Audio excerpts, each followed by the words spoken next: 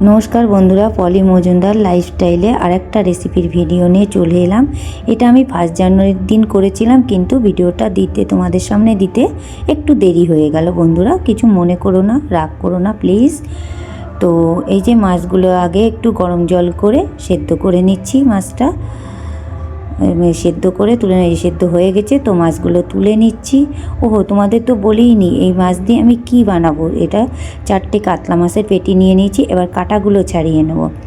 সেটা হলো স্পেশাল মশলা কোপ্তা কারি বানাবো। তো অনেক দিন ধরেই আমার ছেলে বায়না করেছিল, তা ভাবলাম আজকে যখন এত সুন্দর একটা দিন, রাতে পিকনিক করব, তো দুপুরে এই রেসিপিটাই বানাই।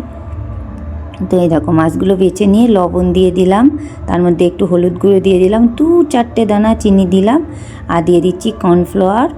এবার একটু লেবুর রস দিয়ে দিলাম যাতে আষ্টানি গন্ধটা না লাগে, সেই কারণে একটু লেবুর রস দিয়ে দিলাম। এবার দিয়ে দিচ্ছি পেঁয়াজ কুচিয়ে রেখেছিলাম। একটা আলু দিয়ে দিলাম। আলুটা তোমরা চাইলে দিতে পারো, নাও দিতে পারো। আর রসুন কুচি দিয়ে দিয়েছি। এবার কাঁচা লঙ্কা বাটা দিয়ে দিলাম। এটা সুন্দর করে মেখে নিচ্ছি। মেখে গোল গোল করে কোপ্তার আকার করে নিচ্ছি। আলুটা আর কর্নফ্লাওয়ারটা দেওয়াতে এই সুন্দর আটো আটো ভাবটা এসেছে। এবার এদিকে তেল গরমে বসিয়ে দিয়েছিলাম, তেলটা গরম হয়ে গেছে। এবার কোপ্তাগুলো ভেজে নিচ্ছি ভালো করে, এপিট ওপিট করে লাল লাল করে ভেজে নেব।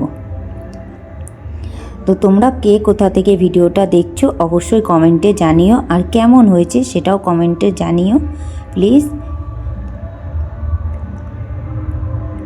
দেখো এপাশ ভাজা হয়ে গেছে, ওপাশটা উল্টো করে দিচ্ছি। আর তো এখানে পেঁয়াজ রসুন লঙ্কা বেটে রেখেছি, দেখো টমেটম বেটে রেখেছি। এখানে পেঁয়াজ কলি একটু কুচিয়ে রেখেছিলাম, আর পেঁয়াজ আর রসুন কুচিয়ে রেখেছিলাম। এই যে ভাজা হয়ে গেছে প্রায় সব, কোপ্তাগুলো তুলে নিচ্ছি। তো ভাজা হয়ে গেছে। এবার তেলের মধ্যে আমি 2টো আলু দিয়েছি। তোমরা চাইলে আলু দিতেও পারো, নাও দিতে পারো। আমি 2টো আলু দিলাম কেন, কারণ আমরা একটু আলু খেতে ভালোবাসি, সব সবজিতেই বেশিরভাগ আলুটা দিই, সেই কারণে আলুটা দিয়েছি। আলুটা ভেজে তুলে নিলাম নুন হলুদ দিয়ে। এবার ফোড়নে দিয়ে দিলাম গরম মশলা আর তেজপাতা দিয়ে, পেঁয়াজ আর রসুন বাটাটা দিয়ে দিলাম।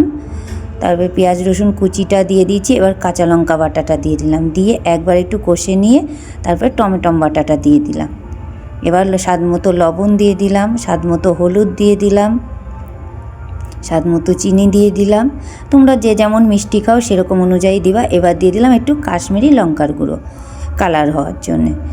এবার মশলাটাকে ভালো করে কষে নিলাম, নিয়ে এবার আলুটা দিয়ে দিচ্ছি।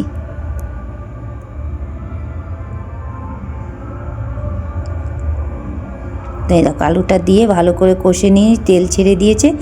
এখন একটু চিলি সস আর একটু সয়া সস দিলাম, আর কালারটা ভালো হওয়ার জন্য একটু টমেটো সস।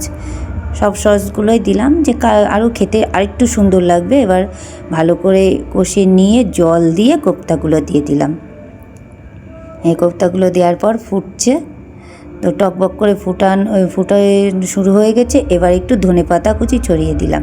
তারপরে নামিয়ে পেঁয়াজ কলি আর পেঁয়াজ পাতা রেখেছিলাম কুচিয়ে, সেগুলো দিয়ে সাজিয়ে দিয়েছি।